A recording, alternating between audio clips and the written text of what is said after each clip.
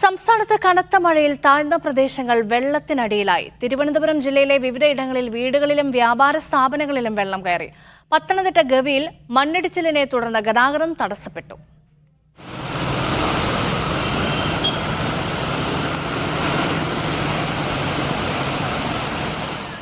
ഇന്നലെ ഉച്ച മുതൽ പെയ്ത മഴയിൽ നാശനഷ്ടങ്ങൾ വ്യാപകമായി ഉണ്ടായില്ലെങ്കിലും വെള്ളക്കെട്ടുകൾ പ്രതിസന്ധി ഉണ്ടാക്കി. തലസ്ഥാന നഗരിയിലെ ഭൂരിഭാഗം പ്രദേശങ്ങളും വെള്ളത്തിനടിയിലായി. അട്ടക്കുളങ്ങര, മുട്ടത്തറ, ഉള്ളൂർ, ചാല തുടങ്ങിയ പ്രദേശങ്ങളിൽ വീടുകളിലും കടകളിലും വെള്ളം ഇരച്ചുകയറി. എവിടെ പോകാനായിട്ട്? ഇവിടെ ആണെങ്കിൽ ഞങ്ങൾക്ക് ഉള്ളതാണെങ്കിൽ ആകെപ്പാട് 1/2 സെന്റ് സ്ഥലമാണ് ഉള്ളത്. ഈ 1/2 സെന്റ് സ്ഥലത്തിനകത്ത് 6 പേരാണ് ഇവിടെ കിടക്കുന്നത്. വെള്ളം ഇടിച്ച് പെരയ്ക്കകത്ത് കയറും. കൊച്ചുങ്ങൾക്ക് ഇത്ര നേരം ഒന്ന് വേവിച്ച് കൊടുക്കാൻ പോലും പറ്റുന്നില്ല. ഗവിയിൽ മൂഴിയാർ 40-ന് സമീപമാണ് മണ്ണിടിച്ചിലുണ്ടായത്.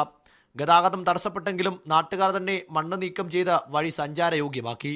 പത്തനംതിട്ടയിൽ പള്ളി സെമിത്തേരിയിലെ കല്ലറ പൊളിഞ്ഞ് മൃതദേഹം പെട്ടിയോടെ പുറത്തു വന്നു. പുറമറ്റം കവുങ്ങും പ്രയാർ മാർത്തോമ പള്ളി സെമിത്തേരിയുടെ മതിലാണ് തകർന്നത്. കോട്ടയത്ത് മണ്ണിടിച്ചിൽ ഭീഷണിയെ തുടർന്ന് ഒരു കുടുംബത്തിലെ 5 പേരെ ക്യാമ്പിലേക്ക് മാറ്റി. മീനച്ചിൽ, മണിമല ആറുകളിലെ ജലനിരപ്പ് ഉയർന്നിട്ടുണ്ട്. വിനോദസഞ്ചാര കേന്ദ്രമായ മാർമല അരുവിയിലേക്ക് സന്ദർശകർക്ക് നിയന്ത്രണം ഏർപ്പെടുത്തി. വിവിധ ബ്യൂറോകൾക്കൊപ്പം മീഡിയ 1 തിരുവനന്തപുരം.